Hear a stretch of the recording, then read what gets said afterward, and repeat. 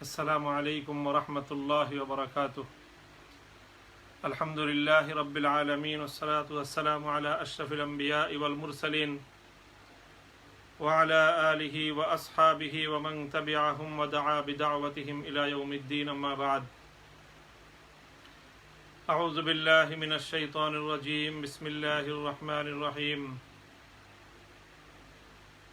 والذين يكنزون الذهب والفضة ولا ينفقونها في سبيل الله فبشرهم بعذاب أليم يوم يحمى عليها في نار جهنم فتكوى بها جباههم وجنوبهم وظهورهم هذا ما كنزتم لأنفسكم فذوقوا ما كنتم تكنزون. صدق الله العظيم. وقال رسول الله صلى الله عليه وسلم: بني الإسلام على خمس: شهادة أن لا إله إلا الله وإقام الصلاة وإيتاء الزكاة والحج وصوم رمضان. صدق الله العظيم وصدق رسوله النبي الكريم. প্রিয় দর্শক, এই মুহূর্তে যারা আমাদেরকে দেখছেন এবং শুনছেন, দেশ এবং প্রবাসের সকল দর্শক শ্রোতা মণ্ডলীকে আমরা পবিত্র রমাদানুল মুবারকের শুভেচ্ছা, খায়ের এবং কল্যাণের দোয়া এবং সকলের সর্বাঙ্গীন সফলতা কামনা করে আশা করি সকলে ভালো আছেন, সেই প্রত্যাশা নিয়ে শুরু করছি আজকে আমাদের এই নির্ধারিত লাইভ প্রোগ্রাম। প্রিয় দর্শক, আমরা আল্লাহ পাক রব্বুল আলামিনের পক্ষ থেকে আমাদের দোরগোড়ায় আমাদের কাছে যে এক মহান নেয়ামত আগমন করেছিল, রমাদানুল মুবারক, সেই রমাদান কিন্তু তার অর্ধেক পথ অতিক্রম করে ঠিক এখন মধ্য রমজানে আমরা অবস্থান করছি। আজকে 15তম সালাতুত তারাবিহ আমরা আদায় করলাম, অর্থাৎ ইতিমধ্যে আমাদের মাঝ থেকে রমাদানুল মুবারকের অর্ধেক সময় বিদায় নিল। যদি আল্লাহ রাব্বুল আলামিন আমাদেরকে সহি সালামতে রাখেন, সুস্থ স্বাভাবিক রাখেন, তাহলে হয়তো আরো 14 অথবা 15টি সিয়াম রোজা আমরা পালন করতে পারবো, আরো 15টি দিন আমরা পাবো পবিত্র রমাদানুল মুবারকের। অবশ্য মধ্যপ্রাচ্য সহ পশ্চিমা বিশ্বে অনেকেই আমাদের একদিন আগেই তাদের রমাদান শুরু হয়েছে, সেই হিসেবে তারা আজকে 16তম রজনী রমাদানুল মুবারকের তারা উদযাপন করছেন। তো প্রিয় দর্শক, আমরা এখন রমাদানুল মুবারকের যেই সময়টাতে রয়েছি, তো আগামী সপ্তাহে আগামী শুক্রবার দিন যখন আমরা রমাদানের চতুর্থ প্রোগ্রামে আমরা এই জায়গায় সমন্বিত হব, সংযুক্ত হব, ততদিনে রমাদানুল মুবারকের যে শেষ দশক, রমাদানের উশরে আখির, সেটি ইনশাআল্লাহ শুরু হয়ে যাবে। রমাদানুল মুবারকের যে শেষ দশক, এটি হলো অত্যন্ত গুরুত্বপূর্ণ। রমাদানুল মুবারকের মধ্যেও সবচেয়ে বেশি গুরুত্বপূর্ণ সময় হলো শেষ দশকের সময়। তো শেষ দশকের সময়কে সামনে রেখে রমাদানুল মুবারকের এই পর্যায়ে দর্শক শ্রোতাদের সঙ্গে কিছু বিষয়, এই সময়ের সঙ্গে সংশ্লিষ্ট কিছু বিষয় আলোচনা করবার জন্য আজকে আমাদের এই প্রোগ্রাম। প্রিয় দর্শক, আজকে আমরা দুটি বিষয়ে আলোচনা করার ইচ্ছা রাখছি, যদি আল্লাহ রাব্বুল আলামিন তৌফিক দান করেন। প্রথম বিষয় হলো যে আজকে আমরা যাকাতের বিষয় নিয়ে কিছু আলোচনা করব। যদিও যাকাতের বিধানের সাথে স্বাভাবিকভাবে শরঈভাবে রমাদানুল মুবারকের বিশেষ কোনো সম্পর্ক নেই, বরং যাকাতের বিধান এটি সম্পূর্ণ পূর্ণাঙ্গ একটি বিধান আল্লাহ পাক রব্বুল আলামিনের পক্ষ থেকে মুমিন বান্দাদের উপর আরোপিত আল্লাহ পাকের একটি পূর্ণাঙ্গ বিধান, গুরুত্বপূর্ণ একটি বিধান। তো সেই যাকাত এটি একজন মানুষের উপর আরোপিত হয়। ইসলামের পঞ্চ স্তম্ভের অন্যতম একটি হলো যাকাত। যাকাতের সাথে রোজা এবং রমজানের বিশেষ আলাদা কোনো সম্পর্ক নেই, কিন্তু এরপরেও এই যাকাতের প্রসঙ্গটি আলোচনায় আনা আজকে একটি প্রাসঙ্গিক বিষয়, এ কারণে যে সাধারণত শুধু আমাদের দেশ নয় বরং সারা পৃথিবীতেই ধর্মপ্রাণ মুসলমানেরা তারা রমাদানুল মুবারককে কেন্দ্র করে যাকাত আদায়ে তৎপর হয়ে থাকেন। রমাদানুল মুবারকে যাকাত আদায় করবার বিশেষ কোনো তাৎপর্য আমার জানা নেই, তবে স্বাভাবিকভাবে মানুষ রমজানুল মুবারকে বেশি বেশি নেক আমলের প্রতি উদ্বুদ্ধ হয়। রমাদানুল মুবারক এটি নেক আমলের মাস, যে কোনো নেক আমল করলে রমাদানে বিশেষ সওয়াব এবং বাড়তি একটা ফজিলত পাওয়া যায়, এই ধরনের একটা প্রত্যাশা নিয়েই মানুষ রমাদানুল মুবারকে যাকাতের যে আমল, যাকাতের যে বিধান সেটি পালন করে থাকে। তো যাই হোক, তো আমরা যাকাত সম্পর্কে কিছু আলোচনা করব আজকে ইনশাআল্লাহ। আর দ্বিতীয় আরেকটি বিষয় আজকে আমাদের আলোচনায় থাকবে, সেটি হলো রমাদানের শেষ দশকের গুরুত্বপূর্ণ একটি শরঈ বিধান, অর্থাৎ ইতিকাফের বিধান। তো এই দুটি বিষয় আমরা আজকে আলোচনার প্রয়াস পাবো ইনশাআল্লাহ। আল্লাহু তৌফিক। প্রিয় দর্শক, যাকাত যেমনটি শুরুতেই আমি বলেছি, রাসূল সাল্লাল্লাহু আলাইহি ওয়াসাল্লামের হাদিসের উদ্ধৃতি দিয়ে আল্লাহ রাসূল সাল্লাল্লাহু আলাইহি ওয়াসাল্লাম বলেছেন যে বুনিয়াল ইসলাম আলা খামস, আল্লাহ পাক রব্বুল আলামিনের পক্ষ থেকে ইসলামকে 5টি ভিত্তির উপর প্রতিষ্ঠিত করা হয়েছে। একটা হলো তাওহীদ এবং রিসালাতের সাক্ষ্য, সালাত আদায় করা, নামাজ কায়েম করা, যাকাত আদায় করা, হজ্জে বাইতুল্লাহ করা এবং রমাদানের সিয়াম পালন করা। আল্লাহ রাব্বুল আলামিন কোরআনে পাকের মধ্যে প্রায় 32টি জায়গায় নামাজের, সালাতের সাথে যাকাতের আলোচনা সংযুক্ত করেছেন। এছাড়াও কোরআনে পাকের আরো অনেক জায়গায় যাকাতের বিধান রয়েছে। সালাত তথা নামাজ এটি যেরকম মুসলমানের, একজন মুমিনের তার জন্য শারীরিক ইবাদত, অর্থাৎ তাকে দৈহিকভাবে সুস্থ, স্বাভাবিক এবং দৈহিক সুস্থতার সাথে সম্পৃক্ত ইবাদত হলো একজন মানুষের সালাত, ঠিক তদ্রূপ একজন মুমিনের অর্থনৈতিক সঙ্গতির সাথে সম্পৃক্ত হলো যাকাতের ইবাদত।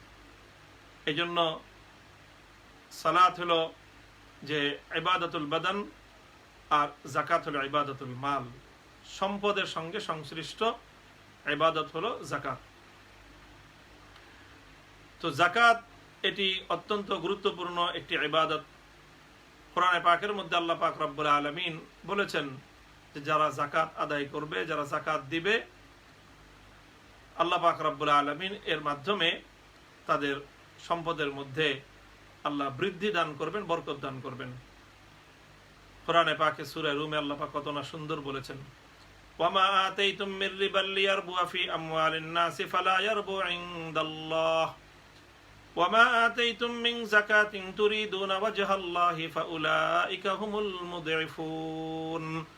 আল্লাহ বলেন যে তোমরা মানুষের কাছে সুদের উপর যে টাকা দাও, যাতে সেই টাকা সুদের উপর বৃদ্ধি পায়, ফালা ইয়ারবু ইনদাল্লাহ, আল্লাহ বলেন যে বাহ্যিক তোমাদের দৃষ্টিতে সম্পদ বৃদ্ধি পেলেও আল্লাহ পাক রব্বুল আলামিনের নিকট সুদের মাধ্যমে সম্পদ বাড়ে না।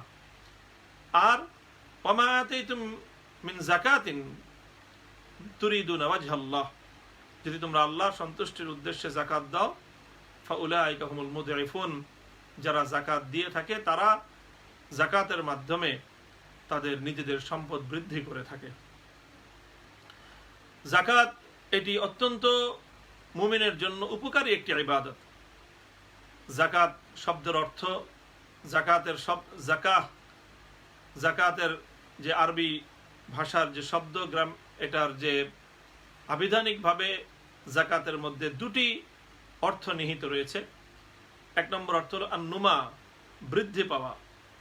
আরেকটি হলো আজ-যাকা, অর্থ হলো আত-তুহুর, পবিত্রতা।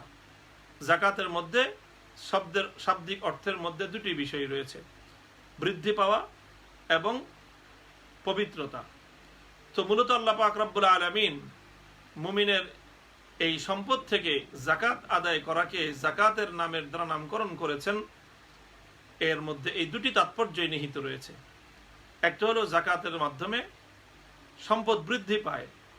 শব্দটাই কোরআনের যে পরিভাষা, ইসলামের যে পরিভাষা, সেই পরিভাষা আমাদেরকে বলছে যে যারা যাকাত দান করবে তাদের যাকাতের দ্বারা তাদের সম্পদ বৃদ্ধি পাবে, সম্পদ বাড়বে। যদিও আমি আর আপনি খালি চোখে দেখি যে যাকাত দিলে তো সম্পদ কমে যাচ্ছে, কিন্তু আল্লাহ বলছেন যে না, ওমা আতাইতুম মিন যাকাতিন তুরিদুনা ওয়াজহাল্লাহ ফাউলাইকা হুমুল মুযইফুন। তোমরা যারা আল্লাহকে সন্তুষ্ট করবার জন্য যাকাত দাও, তারা যাকাতের দ্বারা তাদের সম্পদ কমে না, বরং যাকাতের দ্বারা তাদের সম্পদ বৃদ্ধি পায়। কিভাবে বৃদ্ধি পায়? আল্লাহ পাক রব্বুল আলামিন যাকাতের মাধ্যমে সম্পদের মধ্যে বরকত দান করেন। বরকতের অর্থ হলো যে স্বল্প সম্পদের দ্বারা সেই প্রয়োজন পূরণ হয়, সেই কাজ হয় যেটা অনেক বহু সম্পদের দ্বারা হওয়া সম্ভব ছিল না। এটি আল্লাহ পাকের কুদরত। তাহলে এক নম্বর হলো যে যাকাতের দ্বারা সম্পদ বৃদ্ধি পায়। যাকাত শব্দের অর্থই হলো বৃদ্ধি পাওয়া। আল্লাহ পাক রব্বুল আলামিন এই বিধানকে, শরীয়তের এই গুরুত্বপূর্ণ ফরজ বিধানকে যাকাতের দ্বারা নামকরণ করেছেন এদিকে ইঙ্গিত করবার জন্য যে তোমরা এই বিধান যদি আদায় করো তাহলে এর মাধ্যমে আল্লাহ পাক রব্বুল আলামিন তোমাদের যাকাতের দ্বারা তোমাদের সম্পদে আল্লাহ বৃদ্ধি দান করবেন, প্রবৃদ্ধি আসবে। যাকাতের দ্বিতীয় অর্থ হলো যে এটি এর মধ্যে পবিত্রতার অর্থ রয়েছে। পবিত্রতার অর্থ নিহিত রয়েছে। এর দ্বারা এই বিষয়ের দিকে ইঙ্গিত করা হচ্ছে যে যারা যাকাত দান করবে, যাকাত আদায় করবার মাধ্যমে তাদের সম্পদ পবিত্র হবে, সম্পদ পবিত্র হবে। যদি যাকাত আদায় না করা হয় তাহলে সম্পদ অপবিত্র হবে। পবিত্রতার অপবিত্রতার অর্থ হলো যে যাকাত দেওয়ার মাধ্যমে একজন মুমিনের সম্পদ, যে সম্পদটা তার কাছে অবশিষ্ট থেকে যায়, সেটা ফ্রেশ এবং সম্পূর্ণ, সেটা নিষ্কলুষ এবং সেটা সম্পূর্ণরূপে পবিত্র একটি সম্পদ তার জন্য অবশিষ্ট থাকে। আল্লাহ না করুন যদি কোনো ব্যক্তি যাকাত তার উপর ফরজ হওয়ার পরেও সে যদি যাকাত আদায় না করে, তাহলে যাকাতের যেই সম্পদটা তার সম্পদের মধ্যে রয়ে গেল, যাকাতের যে অংশটা তার সম্পদের মধ্যে থেকে গেল, এতে যাকাতের সেই সম্পদটুকু যেটা তার জন্য দিয়ে দেওয়া, অভাবী দরিদ্রের কাছে পৌঁছে দেওয়া তার দায়িত্ব ছিল, সে দায়িত্ব সে পালন না করবার কারণে তাদের সম্পদটুকু তার মধ্যে, তার অবশিষ্ট সম্পদকে অপবিত্র করে ফেলবে। এটা হলো একটা ভাইরাসের মতো। যদি এই সম্পদটুকু কেউ গরিবের কাছে দিয়ে না দেয়, যাকাতের যে প্রাপ্য তার কাছে যদি পৌঁছে না দেয়, বরং এই সম্পদটা যদি সে কুক্ষিগত করে রাখে, তাহলে তার পূর্ণ সম্পদটাই এটা এক ধরনের ভাইরাসে আক্রান্ত হবে। এটা মারাত্মক দূষিত একটা সম্পদে পরিণত হবে। এই সম্পদ তার ইহকাল এবং পরকালের জীবনে অভিশাপ ডেকে আনবে। রাসূল আকরাম সাল্লাল্লাহু আলাইহি ওয়াসাল্লাম ইরশাদ করেছেন সহিহ সনদের মাধ্যমে বর্ণিত হাদিস, যে যারা তাদের সম্পদের মধ্যে যাকাত আদায় করে না, মুসিরা লাহু মালুহু শুজাআন আকরা লাহু যাবিবাতান, তার সম্পদটাকে কিয়ামতের দিন তার জন্য একটা ভয়ঙ্কর বিষাক্ত অজগর সাপের আকৃতি আল্লাহ পাক রব্বুল আলামিন দান করবেন। সেই অজগর সাপটা তার গলার মধ্যে ঝুলিয়ে দেওয়া হবে এবং সেই সাপটা তার মুখমণ্ডলের মধ্যে, তার গালের মধ্যে কামড় দিতে থাকবে, দংশন করতে থাকবে, আর বলতে থাকবে আনা মালুকা আনা কানজুকা, হে ব্যক্তি আমি তোমার সেই সম্পদ, আমি তোমার সেই ধনভাণ্ডার যেটা তুমি দুনিয়াতে কুক্ষিগত করে রেখেছিলে। এরপর রাসূল সাল্লাল্লাহু আলাইহি ওয়াসাল্লাম কোরআনে পাকের সেই আয়াত তেলাওয়াত করলেন, ওয়াল্লাযীনা ইয়াকনিজুনা আয-যাহাবা ওয়াল ফিদ্দাতা ওয়া লা ইউনফিকুনাহা ফী সাবিলিল্লাহি ফাবাশশিরহুম বিআযাবিন আলীম। আল্লাহ বলছেন যে যারা ইয়াকনিজুনা আয-যাহাবা ওয়াল ফিদ্দা, যারা স্বর্ণ রূপা এটা জমিয়ে রাখে, এটাকে কুক্ষিগত করে রাখে, ওয়া লা ইউনফিকুনাহা ফী সাবিলিল্লাহ, এবং এখান থেকে তার যে আল্লাহর রাস্তায় দেওয়ার যে বাধ্যবাধকতা, সেই বাধ্যবাধকতার অনুসারে সেটার যাকাত আদায় করে না, আল্লাহ বলছেন ফাবাশশিরহুম বিআযাবিন আলীম, হে নবী আপনি তাদেরকে ভয়াবহ শাস্তির সংবাদ দান করেন। ইয়াউমা ইউহমা আলাইহা ফী নারি জাহান্নাম ফাতুকওয়া বিহা জিবাহুহুম ওয়া জুনুবুহুম ওয়া যুহুরুহুম হাযা মা কানাজতুম লিআনফুসিকুম ফাযুকু মা কুনতুম তাকনিজুন। আল্লাহ বলছেন যে সেই দিন ঘটবে, অর্থাৎ কিয়ামতের দিন, পরকালের দিন। ইউহমা আলাইহা ফী নারি জাহান্নাম, ব্যক্তির কুক্ষিগত সম্পদগুলোকে জাহান্নামের আগুনে উত্তপ্ত করা হবে।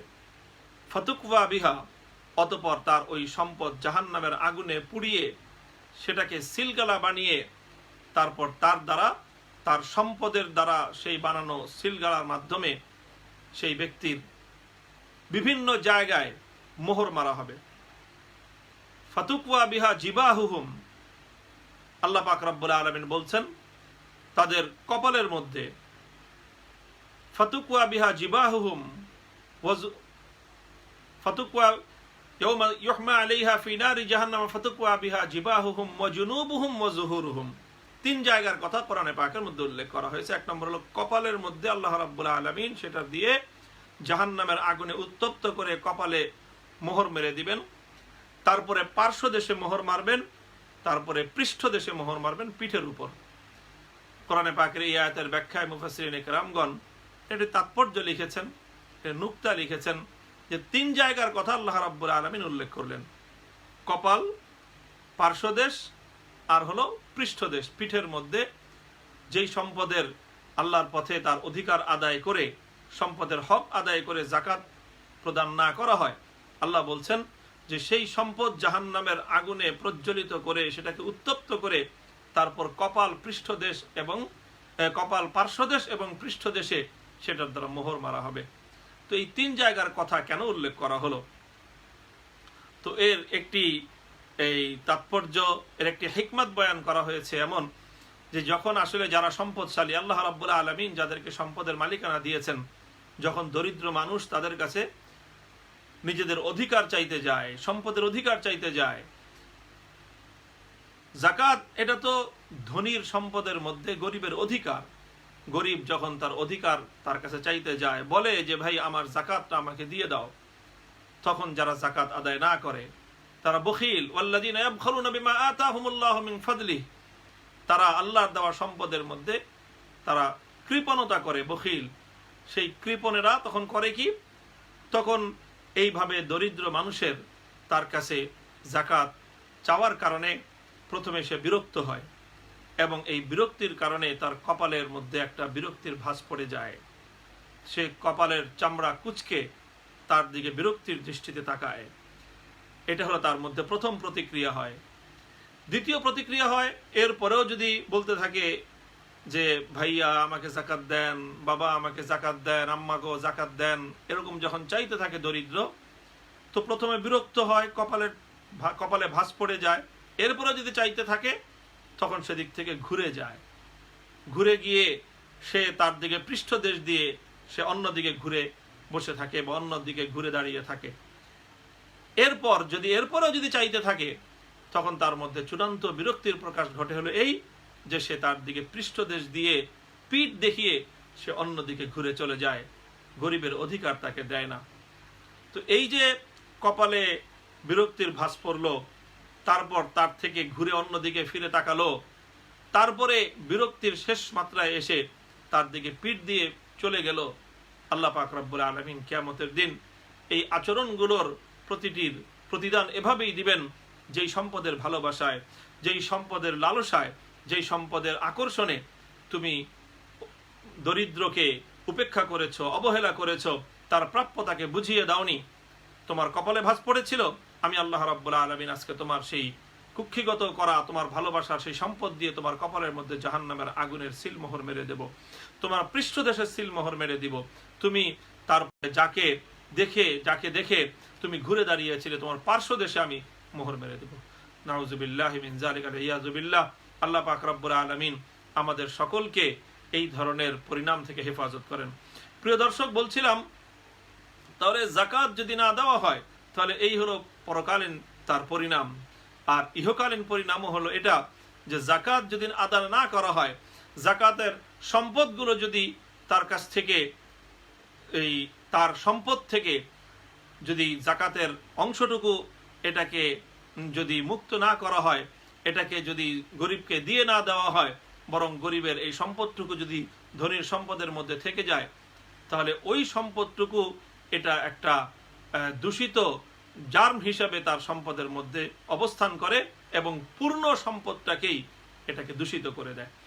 তো কাজে এই জন্য নিজের সম্পদকে যদি আমরা পবিত্র রাখতে চাই, নিজের সম্পদকে যদি আমরা দূষণমুক্ত রাখতে চাই, আমাদের সম্পদকে যদি আমরা পিওর এবং খাঁটি রাখতে চাই, তাহলে আমাদেরকে অবশ্যই আমাদের সম্পদ থেকে যাকাত আদায় করে দিতে হবে।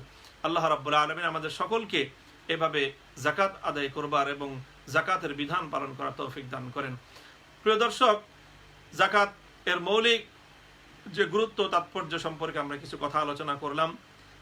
এখন আমরা যাকাতের কিছু বিধান নিয়ে আলোচনা করব, যে একজন মানুষের উপর বা কার উপর যাকাত ফরজ হবে, যাকাত কার উপর ফরজ হয়। তো যাকাত ফরজ হবে কার উপর, এই বিষয়টি আমাদেরকে বুঝবার জন্য প্রথমে এই যাকাতের মানুষের যে সম্পদ থাকে সেই সম্পদের কিছু ক্লাসিফিকেশন আছে, কিছু ধরন রয়েছে, সম্পদের সেই প্রকারভেদগুলো আমাদেরকে বুঝতে হবে।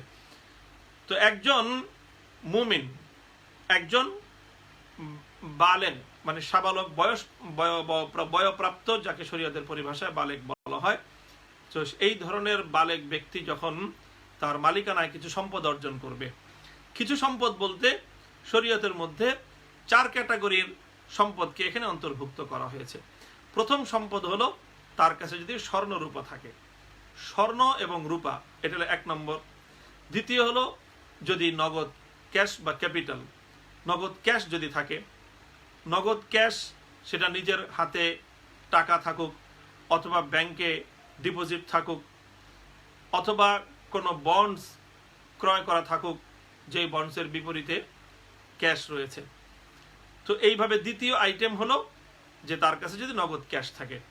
3 নম্বর হলো ব্যবসার রানিং ক্যাপিটাল বা ব্যবসার পণ্য, যেই ধরনের ব্যবসা করে তার ব্যবসার যেই পণ্যগুলো আছে, যেমন যদি কেউ কাপড়ের ব্যবসা করে তাহলে তার গোডাউনে অথবা তার দোকানে যেই পরিমাণ কাপড় রয়েছে সেটা গণ্য হবে।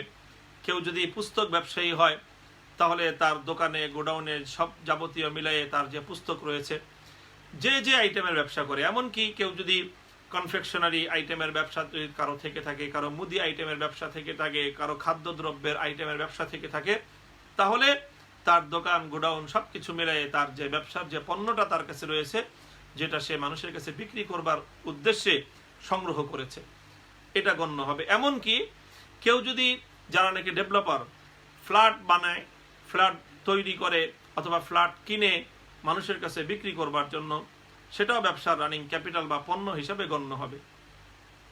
এমনকি যারা হাউজিং বিজনেস করে, হাউজিং বিজনেসের যে হাউজিং এর প্লটগুলো থাকে, জায়গাগুলো যেগুলো মানুষের কাছে সেল করবার উদ্দেশ্যেই কেনা হয়েছে, সংগ্রহ করা হয়েছে, প্রস্তুত করা হয়েছে, প্লটিং করা হয়েছে, এগুলো এই সবগুলো ব্যবসার পণ্যের মধ্যে গণ্য হবে। তাহলে এই সচরাচর এই 3টি আইটেম, আবারও বলছি, 1 নম্বর হলো স্বর্ণরূপা, 2 নম্বর হলো নগদ ক্যাশ, 3 নম্বর হলো ব্যবসার পণ্য।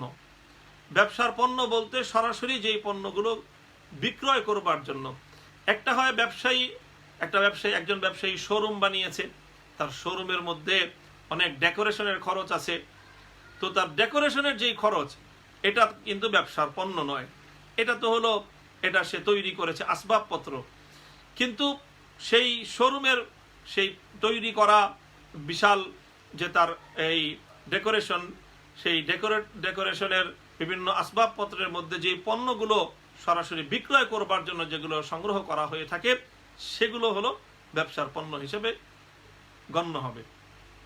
তাহলে এই 3 আইটেম সচরাচর: স্বর্ণরূপা, নগদ টাকা এবং ব্যবসার পণ্য। চতুর্থ আরেকটি আইটেম রয়েছে, সেটি হলো গবাদি পশু। তবে গবাদি পশু এটির উপর যাকাত আসবার জন্য শর্ত আছে।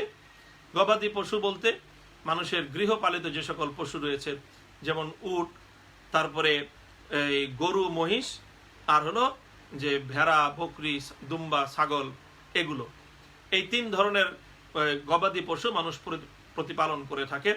তো এই গবাদি পশু যদি এইটি জঙ্গলে, মাঠে, ময়দানে বিচরণ করে তার খাদ্য আহরণ করে থাকে, ওগুলোকে ঘরের মধ্যে লালন পালন করতে হয় না, তার খাবার নিজেকে খাওয়াতে হয় না, বরং এগুলো সায়মা যদি হয়, অর্থাৎ এগুলো মাঠে বিচরণ করেই তার খাবার সে গ্রহণ করে থাকে, তাহলে এই ধরনের গবাদি পশু যদি কারো কাছে থেকে থাকে, তাহলে উট যদি 5টি হয় তাহলে নেসাব, আর যদি গরু যদি 30টি হয়, গরু বা মহিষ, তাহলে এটি একটা জাকাতের একটা আইটেম। আর বকরি যদি কমপক্ষে 40টা হয়, এরপরে ঊর্ধ্বে হলে আরো ভিন্ন হিসাব রয়েছে। তাহলে গবাদি পশু, তবে যে কোনো গবাদি পশুর উপর জাকাতের হিসাব হবে না। গবাদি পশু হওয়ার জন্য গবাদি পশুতে জাকাত তখনই আসবে যখন এই পশুগুলো এই সরাসরি মাঠে, ময়দানে অথবা বন জঙ্গলে বিচরণ করে তাদের নিজেদের খাদ্য এবং খাবার আহরণ করে থাকে।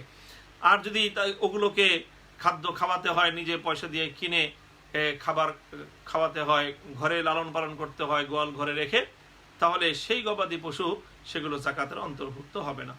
তো কাজেই স্বাভাবিকভাবে এখন বর্তমানে আমাদের সমাজে এরকম গবাদি পশুর কোনো প্রচলন নেই। কাজেই গবাদি পশুর জাকাতের হিসাব আমাদের সমাজে এটা এখন আর কার্যকর, এখন এটা এর প্রচলন না থাকার কারণে এটি নিয়ে খুব আমাদের আলোচনারও আমরা অবকাশ পাবো না। তো আমরা বাকি সাধারণে যেই 3 ধরনের সম্পদ রয়েছে, অর্থাৎ অনেকের কাছে স্বর্ণরূপা থাকে। স্বর্ণরূপা যে কোনো আকৃতিতেই থাকুক, চাই সেই স্বর্ণরূপা কোনো বানানো অলংকারের রূপে থাকুক, সেই স্বর্ণরূপা পুরুষের হোক অথবা নারীর হোক, সাধারণত মহিলাদেরই থাকে, এবং সেটা অলংকার আকারে থাকুক, ব্যবহৃত অলংকার হোক, অথবা কোনো ব্যাংকের ভোল্টে রাখা স্বর্ণ অলংকার হোক, অথবা স্বর্ণের বিভিন্ন পিস, টুকরা, একেবারে নিরেট স্বর্ণ, গোল্ড, যেটা কোনো অলংকার তৈরি করা হয়নি, যে কোনো আকৃতিতেই স্বর্ণ থাকুক, সেই স্বর্ণ, এবং যে কোনো আকৃতিতেই রূপা থাকুক, রূপার অলংকার থাকুক, অথবা রূপার কোনো টুকরা, রূপার কোনো খণ্ড কারো কাছে সংরক্ষিত থাকুক, এই স্বর্ণ রূপা এটা জাকাতের মধ্যে আসবে। তো এটা জাকাতের হিসাবের মধ্যে করতে হবে। তো এই 3 ধরনের পণ্য, স্বর্ণরূপা, নগদ ক্যাশ, ব্যবসার পণ্য, এই 3 ধরনের জিনিসের মধ্যে যদি কেউ নেসাবের মালিক হয়, এই পরিভাষা হলো এটি নেসাব। নেসাব অর্থ হলো, নেসাব 2টি নেসাব রয়েছে, শরিয়া নির্ধারিত 2টি নেসাব। 1 নম্বর নেসাব হলো স্বর্ণের নেসাব। স্বর্ণের নেসাব হলো 7.5 ভরি, 7.5 তোলা স্বর্ণ, যেটা 7.5 ভরি স্বর্ণ, এটা হলো স্বর্ণের নেসাব। আর হলো রূপা যদি হয় 52.5 তোলা, অর্থাৎ 52.5 ভরি রূপা, এটা হলো রূপার নেসাব। কোনো ব্যক্তির কাছে যদি 7.5 ভরি স্বর্ণ থাকে অথবা 52.5 ভরি রৌপ্য থাকে, তাহলে সে হলো সাহেবে নিসাব, তাকে বলা হয়, অর্থাৎ সে নিসাবের অধিকারী। এখন যদি স্বর্ণরূপা নাই, টাকা থাকে, তাহলে কি পরিমাণ টাকা তার কাছে হলে নিসাব হবে? তাহলে টাকা এবং ব্যবসার পণ্য, এটাকে স্বর্ণ অথবা রূপা যে কোনো একটার মূল্যমানের সঙ্গে এটাকে মানদণ্ড হিসেবে সাব্যস্ত করতে হবে। নেসাব হলো, নেসাবের মানদণ্ড হলো স্বর্ণ এবং রূপা।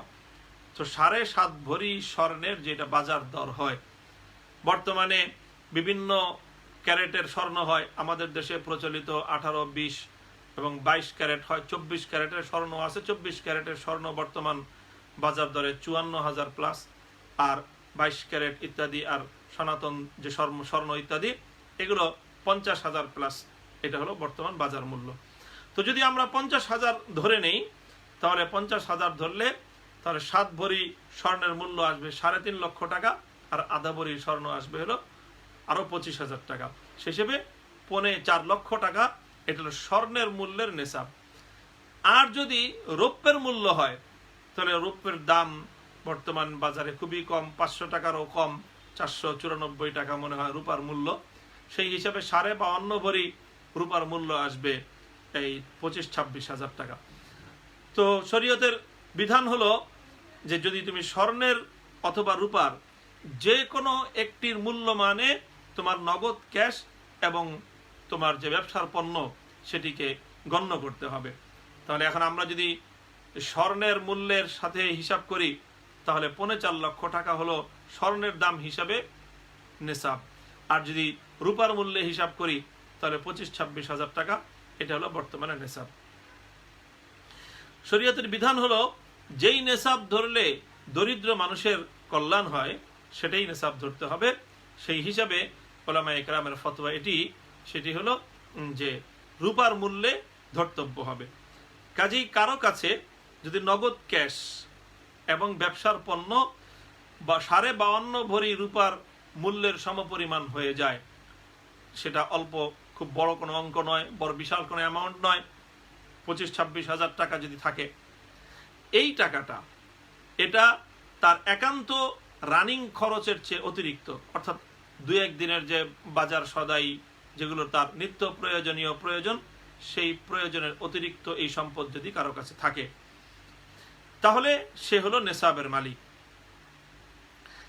এখন ভিন্ন যদি কারো কাছে স্বর্ণ আছে কিন্তু স্বর্ণ 7.5 ভরি নেই, 4 ভরি আছে, 5 ভরি আছে, 6 ভরি আছে, অর্থাৎ নেশাবের চেয়ে কিছু কম আছে, সেক্ষেত্রে সেই ব্যক্তি স্বর্ণের হিসাবে তার উপর কি জাকাত আসবে কি আসবে না?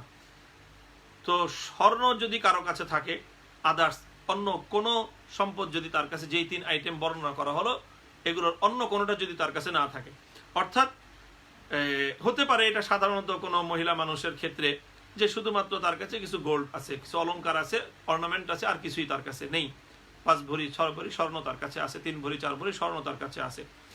যদি এখন এই 3-4 ভরি স্বর্ণ থাকার পর তার কাছে যদি সামান্যতম রূপাও না থাকে, তার কাছে সামান্য কোনো নগদ ক্যাশের মালিকও যদি সে না হয়, এবং সে যদি কোনো ধরনের ব্যবসায়িক পণ্যের মালিকানাও যদি তার না থাকে, তাহলে সেক্ষেত্রে 3 ভরি 4 ভরি 5 ভরি 6 ভরি 7 ভরি স্বর্ণ থাকলেও তার উপর জাকাত আসবে না, শুধুমাত্র 7.5 ভরি স্বর্ণ পূর্ণ হলেই তার উপর জাকাত আসবে।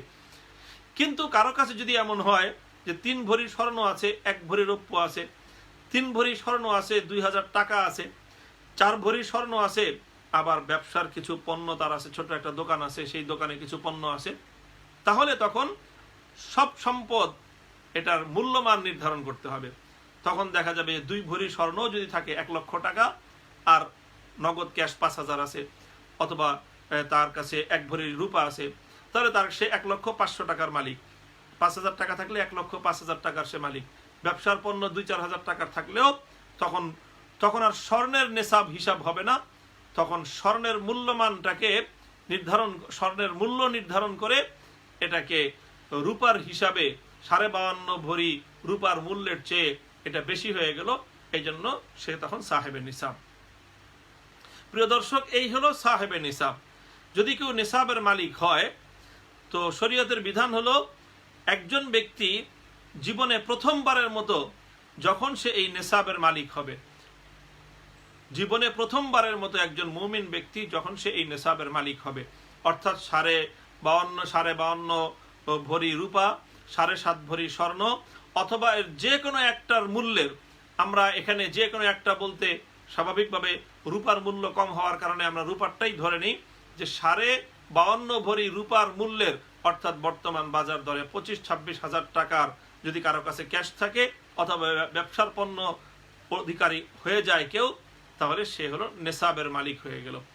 এখন বছরে সে যেই দিনেই নেশাবের মালিক হলো, যে কোনো দিন, সে যে কোনো বছরের যে কোনো টাইমে, তখন সেই দিন থেকে চন্দ্রবর্ষের হিসাবে 1 বছরের মাথায় তখন তার দ্বিতীয় 1 বছর যেদিন শেষ হবে, অর্থাৎ যদি কেউ গত বছর রমজানের 1 তারিখে ফর এক্সাম্পল ধরে নেই যে কেউ নেশাবের মালিক হলো, তখন চন্দ্রবর্ষের হিসাবে যখন তার উপরে একটা বছর অতিক্রান্ত হলো, দ্বিতীয় বছর রমজান মাস চলে আসলো, সেই রমজান মাসের 1 তারিখে দেখা হবে যে সে কি পরিমাণ সম্পদের মালিক আছে।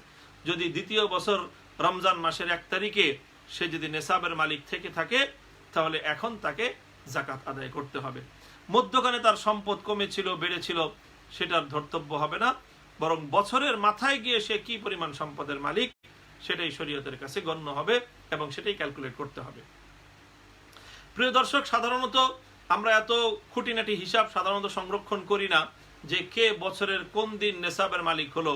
কাজেই স্বাভাবিকভাবে মুসলিম বিশ্বে প্রচলন যেটা রয়েছে সেটা হলো রমজান মাসে সাধারণত মুসলমান মুমিন ইমানদার বান্দারা, মুমিন নারী পুরুষরা তারা সকলে জাকাতের হিসাব করে।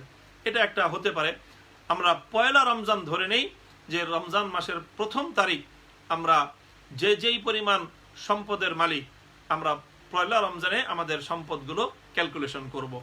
সম্পদের ক্যালকুলেশনের মধ্যে এই 3টা আইটেম আসবে। 1 নম্বর হলো স্বর্ণরূপা কার কাছে কি পরিমাণ আছে, তো স্বর্ণরূপা সেটা ক্যালকুলেশন করতে হবে। সেটা ক্যালকুলেশন করে স্বর্ণরূপার বাজার দরটা এটাকে হিসাবে ক্যালকুলেট করতে হবে। বাজার দর বলতে স্বর্ণের মধ্যে বাজার দর, স্বর্ণের মধ্যে অলংকার তৈরি করা থাকে, অলংকারের একটা যে তার যে মজুরি থাকে সেটার ভিন্ন হিসাব, সেটা জাকাতের মধ্যে গণ্য হবে না, বরং নিরেট যেই স্বর্ণটা আছে এই স্বর্ণটা মার্কেটে বিক্রি করতে গেলে যেই রেট সে পাবে, যেটা দিয়ে সে কিনেছিল তার সেই হিসাব গণ্য করতে হবে না, বরং এই মুহূর্তে তার এই ব্যবহৃত অলংকার অথবা যেই স্বর্ণ তার কাছে আছে এটা যদি সে মার্কেটে বিক্রি করতে চায় তাহলে যেই ভ্যালু সে পাবে সেটা প্রথম ক্যালকুলেট করবে যে এটার একটা আইটেম তার স্বর্ণ এবং রূপার যে ভ্যালু, বিক্রয় ভ্যালু বর্তমান বাজার অনুযায়ী 1 নম্বর। দ্বিতীয় নম্বর, নগদ তার কাছে যেই ক্যাশটা আছে সেই ক্যাশটা সেখানে সে ক্যালকুলেট করবে। 3 নম্বর হলো তার যে ব্যবসা যদি থেকে থাকে তাহলে ব্যবসার যে পণ্যগুলো আছে, ব্যবসার যে কোনো পণ্য হতে পারে, এমনকি যদি গবাদি পশুর কেউ ব্যবসা করে, যারা কসাই আছে তারা দেখা যায় যে পালকে পাল আপনার গরু মহিষ অথবা ছাগল ভেড়া এগুলো কিনে আনে, এগুলো এনে গুদামে রেখে অথবা নিজে রেখে তারপরে আস্তে আস্তে এগুলোকে বিক্রি করে থাকে মানুষের কাছে। তো তার এই পশু কিন্তু আবার এটা জাকাতের পণ্যের মধ্যে গণ্য হবে। এগুলোর মূল্যটা এটা ভ্যালুটা নির্ধারণ করে এটাকেও ক্যালকুলেট করতে হবে। তাহলে স্বর্ণরূপার মূল্য, নগদ ক্যাশ এবং তার যে ব্যবসার পণ্য যে কোনো আইটেম থাকুক সেই ব্যবসায়িক পণ্যের যে মূল্য ভ্যালু সেটাও এখানে ক্যালকুলেট করবে।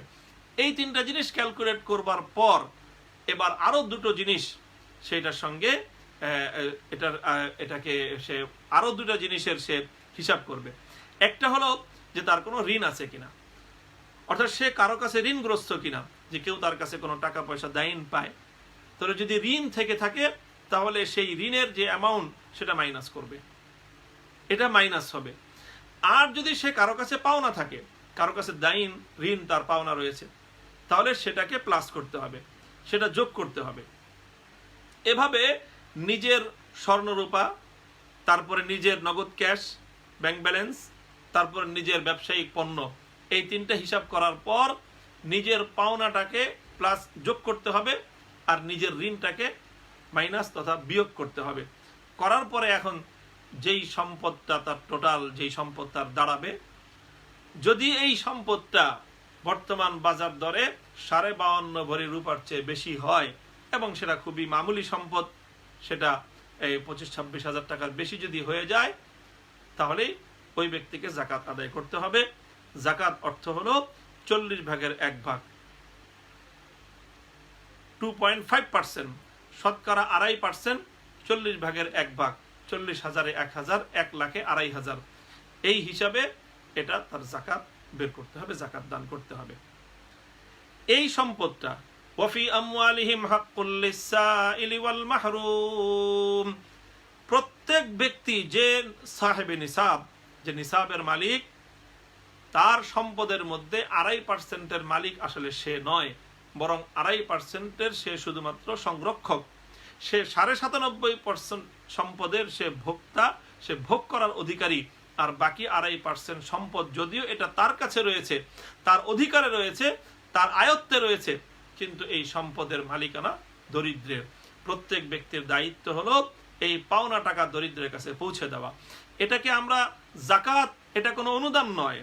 জাকাত এটা দরিদ্রের প্রতি কোনো ইহসান নয়। জাকাত এটা দরিদ্রের কোনো উপকার করা নয়, বরং জাকাত হলো যে দরিদ্রের সম্পদ আমার কাছে 1 বছর ছিল, 1 বছর পরে সেই সম্পদ দরিদ্রের কাছে পৌঁছে দেয়া, তার প্রাপ্য তাকে পৌঁছে দেয়া, তার পাওনা টাকা তাকে পৌঁছে দেয়া। কাজেই যারা আমরা জাকাত দেই, আমাদের জাকাত দেওয়ার ক্ষেত্রে আমাদের এইভাবে এটাকে খুব ভালো করে হিসাব করতে হবে যে আমরা যে জাকাত দিচ্ছি, জাকাত দেওয়াটা মানে হলো কারো উপরে আমরা অনুগ্রহ করছি না। জাকাত এটা কোনো অনুগ্রহ নয়, বরং জাকাত এটা দরিদ্রের অধিকার তার কাছে পৌঁছে দেয়া। আমি যদি কারো কাছ থেকে ঋণ নিয়ে থাকি 1 বছরের জন্য, কেউ আমাকে অনুগ্রহ করে, কেউ আমাকে আমার উপকার করে আমাকে কিছু টাকার লোন দিল, ঋণ দিল, আমি যখন টাকাটা তার কাছে ফেরত দেব, তখন তো আমি তার পাওনা টাকা তাকে ফেরত দিচ্ছি। দেওয়ার সময় আমার অন্তরের মধ্যে একটা কৃতজ্ঞতা বোধ থাকতে হবে যে ভাই, আমি আপনার এই টাকাটা নিয়ে উপকৃত হয়েছিলাম, এই নিন আপনার দিয়ে দিলাম।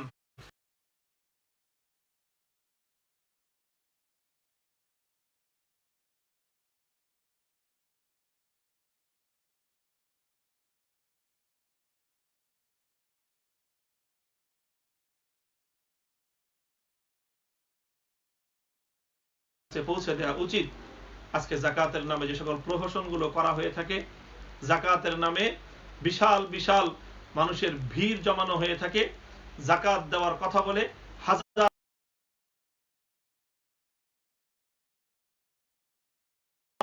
তারপর তাদের মধ্যে জাকাতের শাড়ি আর জাকাতের লুঙ্গি বিতরণ করা হয়। তারপরে সেই ভিড়ের চাপে পড়ে সেখানে দরিদ্র মানুষের প্রাণ যায়।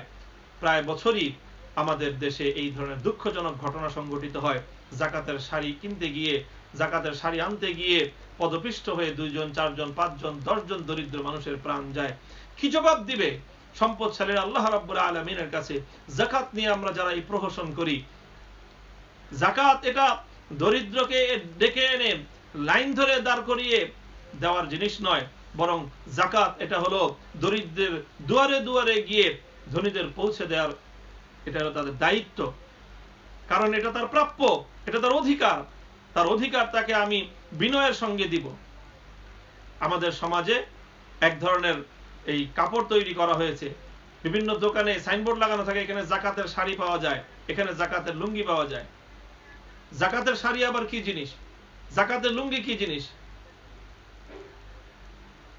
মোহতারাম হাজিরিন, রাসূল সাল্লাল্লাহু আলাইহি ওয়াসাল্লাম জাকাত দেওয়ার ক্ষেত্রে, জাকাত উসুল করার ক্ষেত্রে, জাকাতের ক্ষেত্রে বিষয় লক্ষ্য রাখতে বলেছেন যে তোমরা জাকাত কোন ধরনের জিনিস দিবে।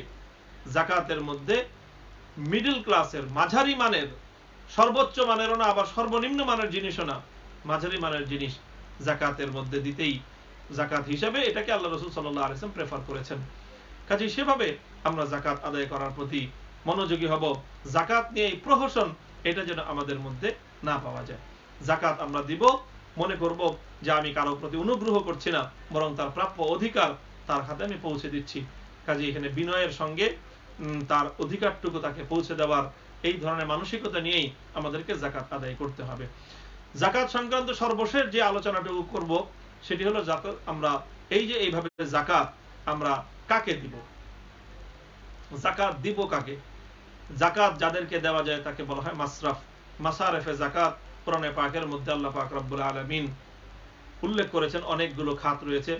ইন্নামাস সাদাকাতু লিল ফুকারা'i ওয়াল মাসাকিনি ওয়াল আমিলিনা আলাইহা ওয়াল মুআল্লাফাতি কুলুবুহুম ওয়া ফির রিকাবি ওয়াল গারিমিনা ওয়া ফি সাবিলিল্লাহ ওয়া ইবনিস সাবিলি ফারিদাতাম মিনাল্লাহ ওয়াল্লাহু আলিমুন হাকীম।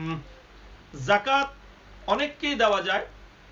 মোট কথা হলো আমাদের সমাজে বর্তমান যেই সমাজ ব্যবস্থা, বিশ্ব ব্যবস্থা, যাকাতের যে মূল রূপ ছিল সেটি তো হলো ইসলামী রাষ্ট্রের পক্ষ থেকে, খেলাফতের পক্ষ থেকে ইমামুল মুসলিমিন, ইমামে মুসলমানদের যিনি ইমাম হবেন, সেই ইমামুল মুসলিমিনের পক্ষ থেকে, খলিফাতুল মুসলিমিনের পক্ষ থেকে যাকাত সংগ্রহ করা হবে, তারপর সেই যাকাত ডিস্ট্রিবিউশন করা হবে। এটা ছিল যাকাতের মূল রূপ। সেই তো আমরা উম্মতে মুসলিমা আজকে তো সেই খেলাফত থেকে, সেই ইমামত থেকে তো বঞ্চিত রয়েছি। এখন আমরা ব্যক্তিগতভাবে জাকাত আদায় করে থাকি। তো এখন জাকাত দেওয়ার ক্ষেত্রে আমরা যেটা করব সেটা হলো দরিদ্র মানুষদেরকে জাকাত দিতে হবে।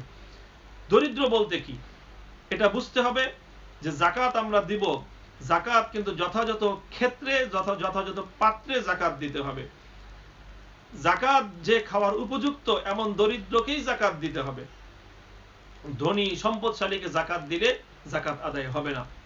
এখন দরিদ্রের মানদণ্ডটা কি? দরিদ্রের মানদণ্ড হলো যে ব্যক্তি নেসাবের মালিক নয় সে হলো দরিদ্র। যে ব্যক্তি নেসাবের মালিক নয় সে দরিদ্র। অর্থাৎ ইতিপূর্বে আমরা নেসাবের ব্যাখ্যা দিয়েছি, বিশ্লেষণ করেছি। সেই নেসাবের চেয়ে কম পরিমাণ সম্পদ যার রয়েছে সে হলো দরিদ্র। তবে জাকাত দেওয়ার নেসাব একটা আর জাকাত খাওয়ার যে নেসাব এটার মধ্যে একটু পার্থক্য রয়েছে। যে ব্যক্তি জাকাত যার উপর ফরজ হয়েছে সে নিজে জাকাত খেতে পারবে না। যে নেসাবের মালিক সে জাকাত খেতে পারবে না, সে জাকাতের উপযুক্ত নয়। নেসাবের মালিক হলে তো জাকাত দিতে হয়। জাকাত নেওয়ার জন্য শুধু নেসাবের মালিক না হওয়াই যথেষ্ট নয়, বরং জাকাত খাওয়ার উপযুক্ত ওই ব্যক্তি যেই ব্যক্তি নিজের একান্ত প্রয়োজনের বাইরে কোন আসবাবপত্র, ব্যবহার্য কোন আসবাবপত্রেরও যে মালিক নয় সেই হলো কেবলমাত্র জাকাত খাওয়ার উপযুক্ত। সুতরাং কোন ব্যক্তি যদি এমন হয় যে তার পরিধেয় বস্ত্র প্রয়োজনের অতিরিক্ত কিছু আছে, ঘরের আসবাবপত্র প্রয়োজনের অতিরিক্ত কিছু আছে, তার জায়গা জমি সেটাও প্রয়োজনের অতিরিক্ত কোন জায়গা জমি তার রয়েছে, প্রয়োজন তার যেটা তার জীবন জীবিকা চালানোর জন্য, যেমন জীবন জীবিকার জন্য বসবাসের একটা ঘরের প্রয়োজন, 3 সেট কাপড়ের প্রয়োজন। শরীয়ত ইসলাম একজন ব্যক্তির 3 জোড়া কাপড়কে তার একান্ত প্রয়োজন বলে সাব্যস্ত করেছে। চতুর্থ সেট কাপড় থাকলে সেটাকে তার একান্ত প্রয়োজনের চেয়ে বাড়তি এবং অতিরিক্ত হিসেবে গণ্য করেছে। তাহলে বসবাসের জন্য একটা ঘর, পরিধানের জন্য 3 জোড়া কাপড়, আর হলো ঘরের প্রয়োজনীয় আসবাবপত্র। ঘরের প্রয়োজন অতিরিক্ত যে সমস্ত আসবাব রয়েছে, যে সমস্ত আসবাবের প্রয়োজন না হলেও, যে সমস্ত আসবাব না হলেও চলে, টেলিভিশন না হলেও চলে, তারপরে ঘরের সৌন্দর্য বর্ধনের জন্য শোকেস না হলেও চলে, একটা আলমারি, একটা আলনা, সামান্য কিছু আসবাব নিত্য প্রয়োজনীয় হলেই চলে। এমন যে সমস্ত আসবাবগুলো একান্ত প্রয়োজনের অতিরিক্ত রয়েছে সেই সমস্ত পণ্যগুলোর মূল্য গণনা করে যদি নেসাবের সমপরিমাণ না হয় তাহলে সেই ব্যক্তি কেবলমাত্র জাকাত খাওয়ার উপযুক্ত। প্রিয় দর্শক, আমাদের সমাজে আমরা যাদেরকে জাকাত দিয়ে থাকি এক্ষেত্রে অনেক সতর্কতা আমাদের অবলম্বন করা উচিত। অনেক মানুষ তো শোনা যায় যে ভিক্ষুক ভিক্ষা করে ঢাকার শহরে, কিন্তু দেশের বাড়িতে বিপুল পরিমাণ সম্পদ, ব্যাংকে তার অনেক বড় অ্যামাউন্টে সে ডিপোজিট করে রেখেছে। তো এই ধরনের মানুষকে জাকাত আদায় হবে না।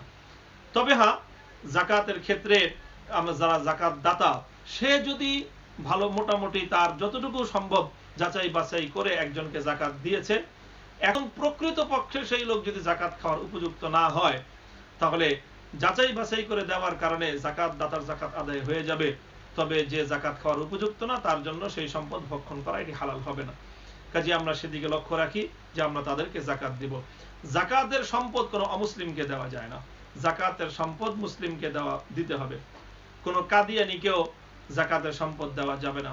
কোনো শিয়া, যারা কুফরি বিশ্বাসের, শিয়াদের মধ্যে অনেকেই আছে যারা কুফরি বিশ্বাসে বিশ্বাসী, সেই ধরনের ব্যক্তিদেরকেও জাকাত দেওয়ার ক্ষেত্রে সতর্কতা অবলম্বন করার বিষয় রয়েছে। কাজে এই বিষয়গুলো আমাদেরকে স্মরণ রাখতে হবে, বুঝতে হবে। এইভাবে আমাদের জাকাত দিতে হবে যে যারা সম্পদের মালিক নাই এই ধরনের ব্যক্তিকে জাকাত দিতে হবে।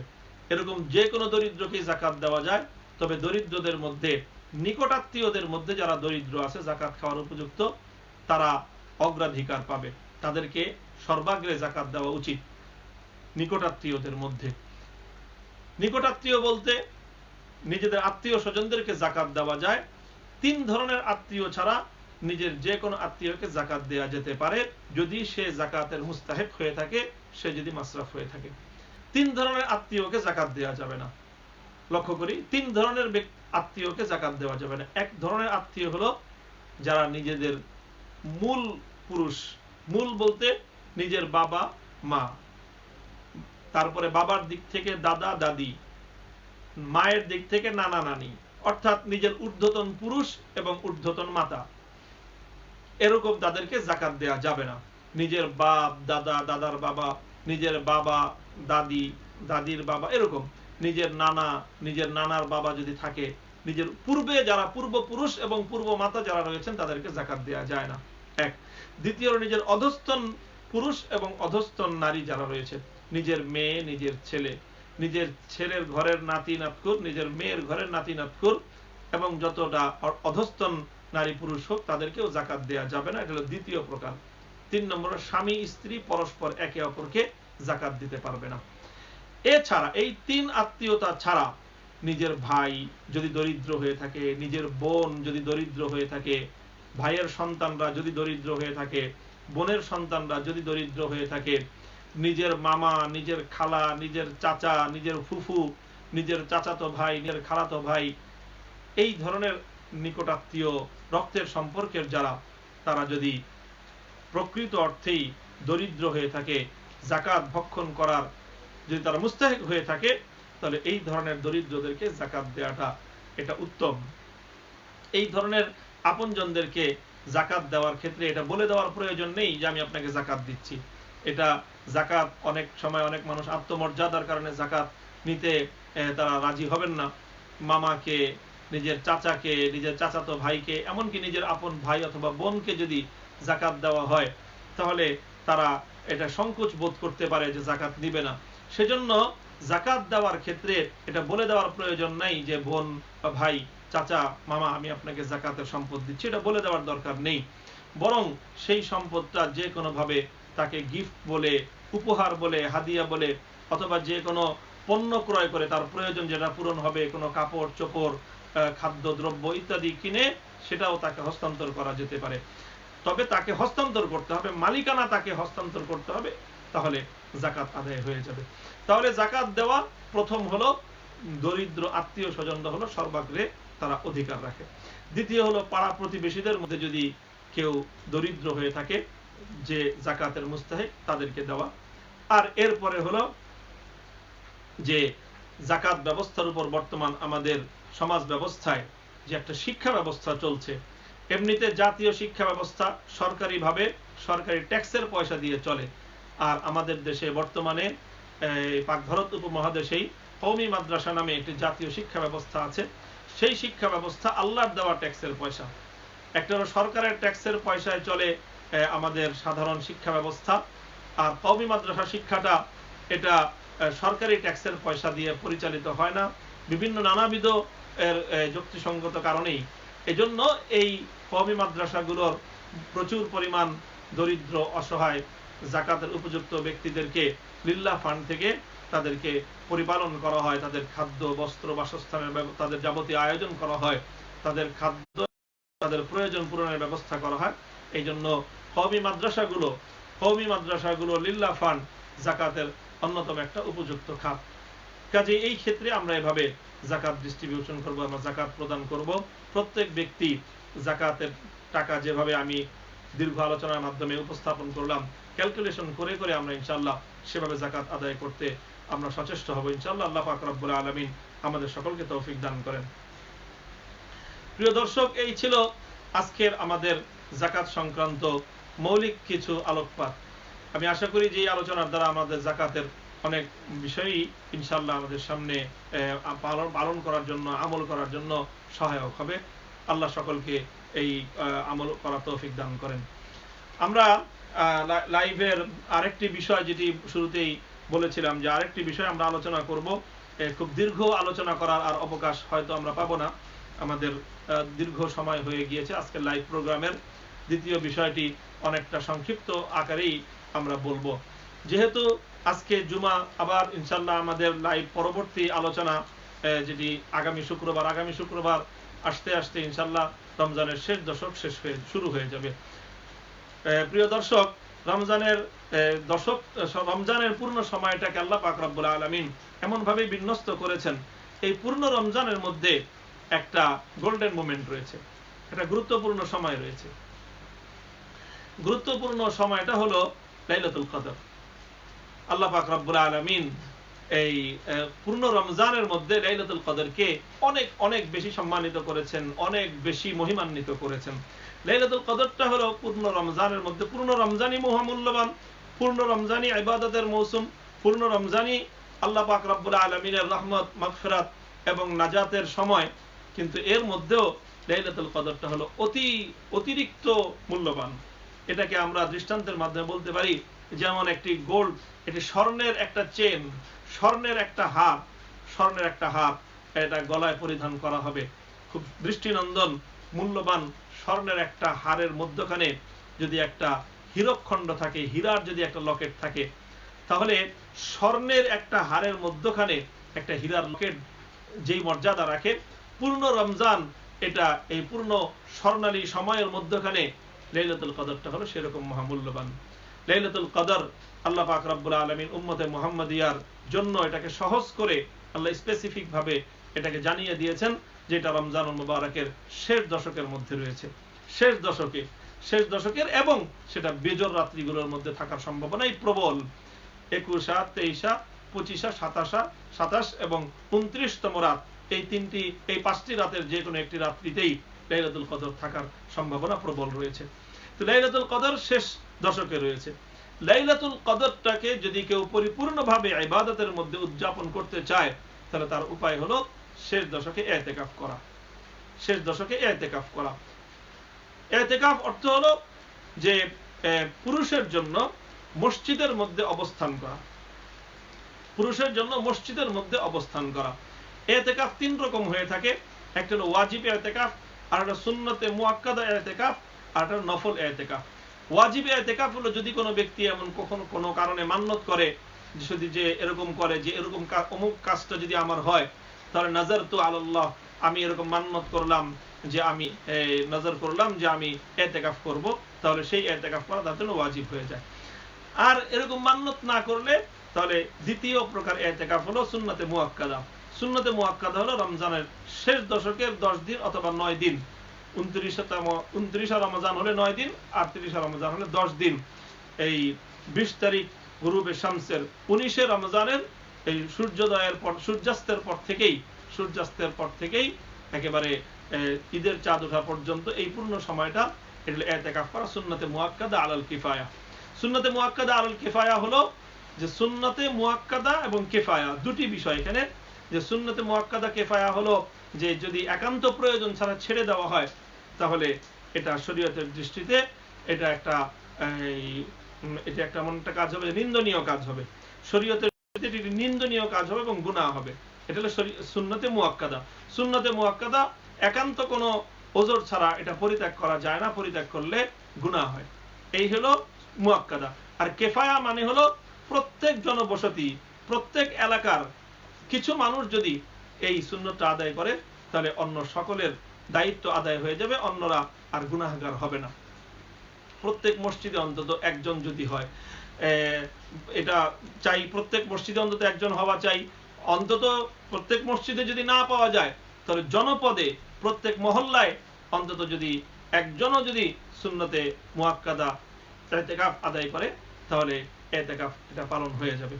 এটা হলো পুরুষের ইতিকাফ মসজিদে। আর একটা নফল ইতিকাফ, 3 নম্বর নফল ইতিকাফ। এটা বছরের যে কোনো সময়ের জন্য, অল্প মুহূর্তের জন্য কেউ যদি মসজিদে গেল, মসজিদে ঢুকবার সময় এই নিয়ত করলো যে আমি যতক্ষণ মসজিদে অবস্থান করব আমি ইতিকাফ করব, তাহলে নফল ইতিকাফ মসজিদে অবস্থান করার এবং ইতিকাফের সওয়াব তার আমলনামায় লেখা হবে।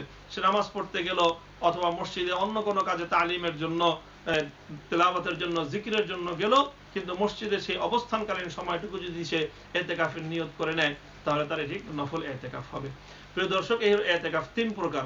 তো আমাদের সম্মুখে যে ইতিকাফ এখন আমরা আলোচনার মধ্যে নিয়ে আসতে চাই, সেটি হলো সুন্নতে মুআক্কাদা ইতিকাফ।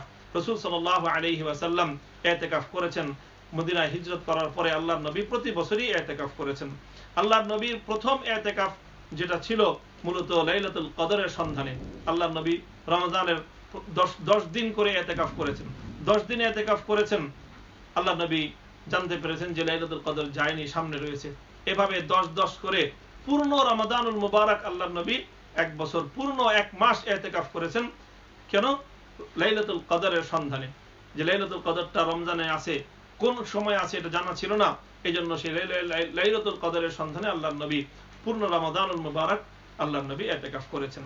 যখন জানা হয়ে গেছে যে লাইলাতুল কদরটা শেষ দশকে আছে, এরপর থেকে আল্লাহ রাসূল সাল্লাল্লাহু আলাইহি ওয়াসাল্লাম প্রতি বছর আল্লাহর নবী রমজানের শেষ দশকেই ইতিকাফ করতেন। তবে যে বছর ইন্তেকাল করেছেন সেই বছরের বিবরণ পাওয়া যায় যে 20 দিন ইতিকাফ করেছেন আল্লাহর নবী কোরআনে পাকের বেশি তেলাওয়াতের জন্য। 2 দশক ইতিকাফ করেছেন। তবে 2 দশক এবং পূর্ণ রমজান ইতিকাফ করা জায়েজ হলেও এটা সওয়াবের আমল হলেও মূল সুন্নতে মুআক্কাদা হলো রমজানের শেষ দশকে ইতিকাফ করা। এই ইতিকাফ মসজিদে করতে হবে পুরুষের জন্য। মহিলাদের জন্য মসজিদে ইতিকাফ করা নিষেধ। মহিলারা যদি ইতিকাফ করতে চায়, এটি ফজিলত রয়েছে, তারাও সুন্নতে মুআক্কাদা ইতিকাফ করতে পারবে। তবে মহিলাদের ইতিকাফ হবে তাদের ঘরে। মহিলাদের ইতিকাফ ঘরে, যে কোনো জায়গায় নয়। এটি ইসলামের একটি বিধান। সুন্নাহর একটি আমল হলো যে প্রত্যেক ঘরের মধ্যে নামাজের জন্য নির্ধারিত জায়গা থাকা চাই, নামাজের ঘর থাকা চাই। এটি করতে পারলে খুব ভালো হয়। যদি প্রত্যেক বাড়িতে নামাজের একটা নির্দিষ্ট জায়গা থাকে, আমরা দেখা যায় যে কোনো জায়গায় নামাজ আদায় করে থাকি। আল্লাহ রাসূল সাল্লাল্লাহু আলাইহি ওয়াসাল্লাম সাহাবায়ে কেরামকে উদ্বুদ্ধ করতেন যে তোমরা তোমাদের ঘরের মধ্যে একটা জায়গাকে নামাজের জন্য নির্ধারণ করো। তো যেই জায়গাটা থাকবে নামাজের জন্য, যেই ঘরটা থাকবে নামাজের জন্য, মা বোনেরা তাদের সেই ঘরের মধ্যে ইতিকাফের নিয়ত করে 10 দিন যদি ইতিকাফের নিয়ত করেন, তাহলে তিনি সুন্নতে মুআক্কাদার ইতিকাফের সওয়াব পাবেন। তবে মহিলাদের এই ইতিকাফের দ্বারা পুরুষের সুন্নতে মুআক্কাদা আদায় হবে না। মহিলাদেরটা মহিলারা সওয়াব পাবেন। পুরুষরা যদি কেউ পূর্ণ মহল্লায় একজনও যদি ইতিকাফ না করে, তাহলে পূর্ণ মহল্লার সকল মানুষ এখানে সুন্নত তরক করার গুনাহগার হবে। এই হলো ইতিকাফের বিধান। এই ইতিকাফ যদি কেউ পালন করে, তাহলে ইতিকাফের দ্বারা সে যতক্ষণ সময় ইতিকাফ করছে, পূর্ণ সময়টাই তার আমলনামার মধ্যে সওয়াব লেখা হতে থাকে এবং তার নেক আমল জারি থাকে। এই জন্য লাইলাতুল কদর, যেটি নাকি খায়রুম মিন আলফি শাহর, 1000 মাসের চেয়ে অনেক উত্তম, 1000 মাসের চেয়ে অনেক দামি। তো একজন ব্যক্তি যদি ইতিকাফ করে, তাহলে নির্ঘাত সে 1000 মাসের ইবাদতের চেয়েও বেশি ইবাদতের সওয়াব নিয়ে সে বাড়িতে ফিরতে পারবে নিশ্চিতভাবে। এতে সন্দেহের কোনো অবকাশ নেই। কারণ ইতিকাফ মানেই হলো সে একটি সুন্নতের উপর আমল করছে। ঘুমিয়ে থাকলেও সুন্নতের উপর আমল করছে। সে যাই করুক, খাবার খেলেও সে সুন্নতের উপর আমলরত অবস্থায় তার আমল নামার মধ্যে ইতিকাফের সওয়াব লিপিবদ্ধ হতে থাকবে। এই জন্য প্রিয় দর্শক, রমজানুল মুবারকের গুরুত্বপূর্ণ ইবাদত হলো ইতিকাফ করা। এই জন্য আমরা পুরুষরা মসজিদে, নারীরা তাদের ঘরে নির্ধারিত নামাজের জায়গায় আমরা ইতিকাফের নিয়ত করি। ইতিকাফের যদি এখন থেকে আমরা হিম্মত করি, এখন থেকে যদি আমরা নিয়ত করি, তাহলে ইনশাআল্লাহ এটি সহজ হবে। এটি একটি অত্যন্ত বরকতময় একটি ইবাদত। এই রমজানের শেষ দশক, রমজানের বিদায়ের সময়টায় নিজেকে বেশি বেশি ইবাদতের মধ্যে মশগুল রাখার, নিজেকে বেশি বেশি ইবাদতের মধ্যে লিপ্ত রাখার মোক্ষম উপায় হলো ইতিকাফ করা। তো আমরা এই ইতিকাফের নিয়ত করি। আল্লাহ পাক রব্বুল আলামিন আমাদের সকলকে তৌফিক দান করেন। ইতিকাফ যদি কেউ করে, তাহলে শেখুল হাদিস আল্লামা আজিজুল হক নওয়ারাল্লাহু মারকাদাহু, তিনি এই ইতিকাফের প্রতি উদ্বুদ্ধ এবং তাদের অনুপ্রাণিত করবার জন্য বলেছেন। শেখুল হাদিস রাহমাতুল্লাহ আলাইহি সারা জীবন তিনি ইতিকাফ করতেন। একেবারে বয়সের শেষ দিকে এসে যখন তিনি মাহজুর হয়ে গেছেন, তখন আর ইতিকাফ করতে পারেননি। এর আগ পর্যন্ত সারা জীবন তিনি ইতিকাফ করতেন। তো তিনি একবার ইতিকাফের বর্ণনায় বলতেছিলেন যে আল্লাহ পাক রব্বুল আলামিন রমাদানুল মুবারকে জাহান্নাম থেকে মুক্তিপ্রাপ্তদের তালিকা প্রস্তুত করেন। ওয়ালিল্লাহি ওয়াতাকাউ মিনান নার, আল্লাহর পক্ষ থেকে জাহান্নামের মুক্তিপ্রাপ্তদের তালিকা প্রস্তুত হয়। তো যারা ইতিকাফ করবে তারা তো আল্লাহর ঘরে এসে ঢুকে গেল। তো ইনশাআল্লাহ জাহান্নামের মুক্তিপ্রাপ্তদের তালিকা যদি যখন প্রস্তুত হবে, তো মুতাকিফিনদের নাম বাদ দিয়ে ইনশাআল্লাহ তালিকা হবে না। যারা ইতিকাফ করবে ইনশাআল্লাহ তারা জাহান্নাম থেকে মুক্তির বার্তা নিয়েই তারা ঘরে ফিরতে পারবে। তো আল্লাহ রাব্বুল আলামিন আমাদের সকলকে তৌফিক দান করেন। প্রিয় দর্শক, আমরা আমাদের আজকের প্রোগ্রামের টানবো এখনই। শুরু থেকে যাকাতের দীর্ঘ বিষয় নিয়ে আমরা আলোচনা করলাম। ইতিকাফের বিষয় নিয়েও সংক্ষিপ্ত কিছু আলোকপাত করা হলো। আল্লাহ পাক রব্বুল আলামিন আমাদের সকলকে এই কথাগুলোর উপর আমল করার তৌফিক দান করেন। কথার মধ্যে যদি কোনো ভুল ত্রুটি হয়ে থাকলে তাহলে ফামিন্নী ওয়া মিনাশ শাইতান, তাহলে এটি আমার ভুল। আর সহি কথা যদি হয়ে থাকে ফামিনাল্লাহ, এটা আল্লাহ পাক রব্বুল আলামিনের পক্ষ থেকে আল্লাহর রহমত এবং আল্লাহর দয়া। তাহলে সেভাবে আমরা সকলেই আমল করার চেষ্টা করব। আল্লাহ রাব্বুল আলামিন আমাদের সকলকে আমল করার তৌফিক দান করুন। পরবর্তী শুক্রবার ইনশাআল্লাহ আবার রাত 10টায় দেখা হবে এই প্রোগ্রামে। আবার পরবর্তী এই শুক্রবারের সেই আলোচনায় আপনাদের সকলকে দাওয়াত রেখে, আর মঙ্গলবার দিন ইনশাআল্লাহ আমাদের যে প্রশ্নোত্তরের আপনার জিজ্ঞাসা নামক যেই নির্ধারিত কর্মসূচি রয়েছে সেই প্রোগ্রাম ইনশাআল্লাহ যথাসময়ে হবে। সকলের প্রতি আমন্ত্রণ রইল। সকলের কাছে দোয়া চেয়ে শেষ করছি, বিদায় নিচ্ছি। ওয়া আখিরু দাওয়ানা আলহামদুলিল্লাহি রাব্বিল আলামিন। ওয়াসসালামু আলাইকুম ওয়া রাহমাতুল্লাহ।